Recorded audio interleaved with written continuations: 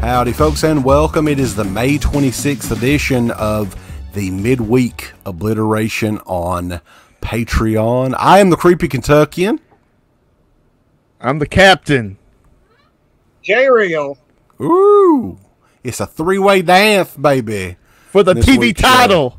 The movie we're going to talk about, Army of the Dead, which debuted on Netflix this past, was it Friday? Did it come out? Yes. And I was doing a little bit of research on this. This movie has been in the planning stages since Dawn of the Dead, the remake for Dawn of the Dead. So this is an idea that he has had, that he's been working on. I think Warner Brothers originally had the movie and Netflix bought it a couple of years ago. They filmed it 2 years ago.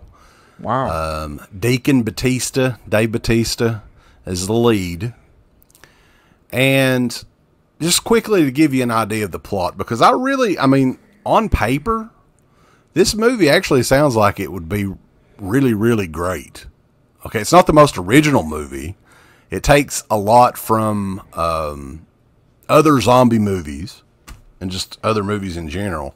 But the gist of it is, there is, I guess, some sort of biological experiment gone wrong from Area 51, that these army guys are traveling in the deserts, and they have a accident with some dude that's getting something he shouldn't be getting on the road. Right, Steve? Has that ever happened to you?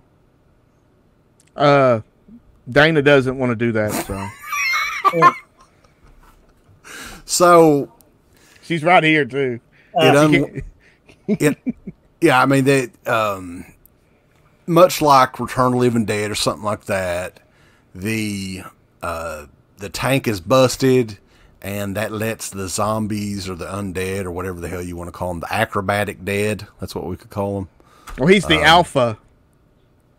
Well, yeah, there's like a king and a queen. He's the alpha of that at the beginning, but they also suggest, I've watched videos recently, and it suggests that he might be an alien zombie or something, or they use some kind of alien technology and it created a zombie. Because there's some UFOs at the beginning of the movie that you kind of see some lights zipping in the sky.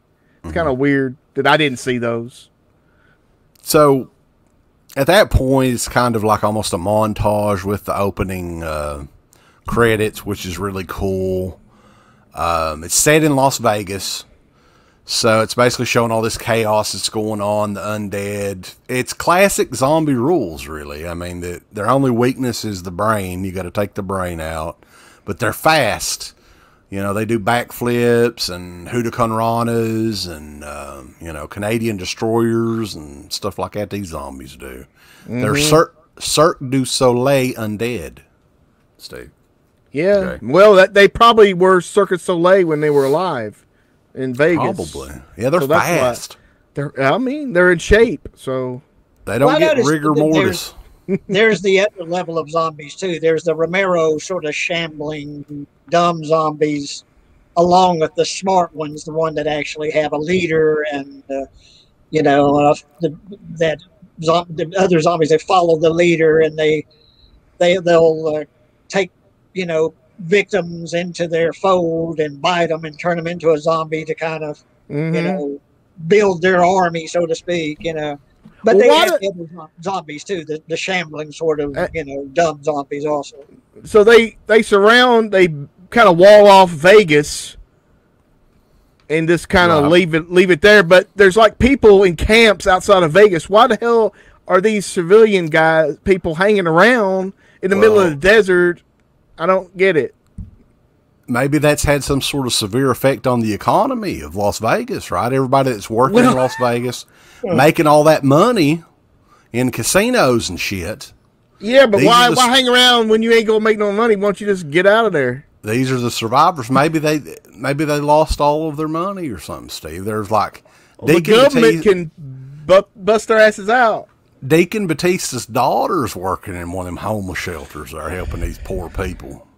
Well, that's called stupid people. Getting back to it though. Second, after the opening credits and all that, they've got all the zombies kind of walled off. They're in downtown Las Vegas, destroying the city. The city's destroyed. It's post-apocalyptic Vegas, and it takes us to, I guess, the outskirts of Vegas. Poor old Dave Bautista's flipping burgers in a restaurant. I like to get a Batista burger.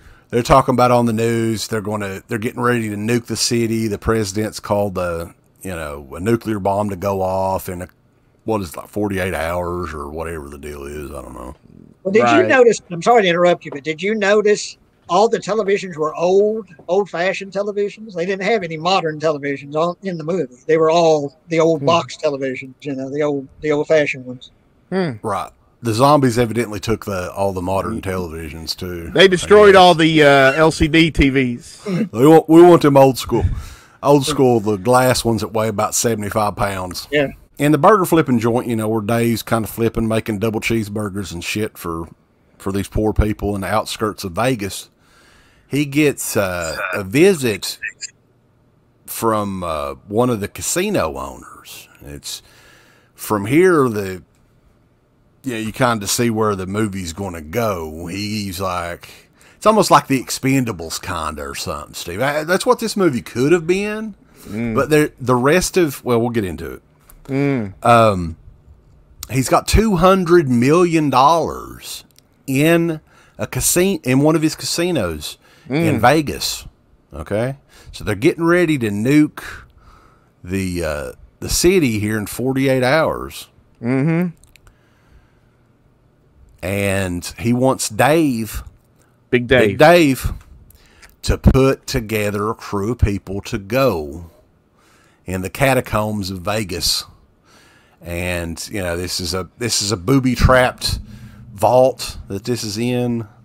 I think that the deal was, too, he's a rich motherfucker. He owns a casino. He was like, we already filed the... Yeah, got insurance money. Insurance. We got the money, but this is untraceable. Right. We're going to give your crew 15, or what is it, like $50 million. $50 million. To go and get this money. Get a group of people together to, get this done, Dave. You can do it. Because we're going to, when you get up, that music's going to fucking play. Yeah. We'll talk about that here in a minute, because I swear to God, there's a scene in this movie where I thought that I heard that music. I mean, it would have been perfect for that. Who did that music, Steve? Saliva. I stand alone. So from there, it turns into almost like one of the bank heist movie or something like that too, thrown in with a zombie movie. So you're like, this can't miss. I mean, hell, this is a pretty good idea for a movie, really. I want to get to know these people. You could almost have a montage where you're finding these people, but they're all just like a bunch of fucking like no names that they get. Like, I don't know any of these people that's in his crew. Do you, Steve? Did you recognize any of them? Well, the pilot is some kind of comedian chick that was on the new Star Trek show, but the rest of his crew I never saw anything before. He tries to get a team together and explains how things are going to go. And he's got a troubled past, too, poor old Deacon Batista. His wife was a zombie, and he had to kill her. And so his daughter is like, he doesn't really have anything to do with his daughter. There's undead animals in this, like tigers and horses and shit. Oh, my. We didn't see any undead bears. Maybe they're saving that for the sequel. Yeah. They should have said that tiger was from like Siegfried and Roy or something. They did, actually. They did? Okay, yeah. Well, I must have missed that.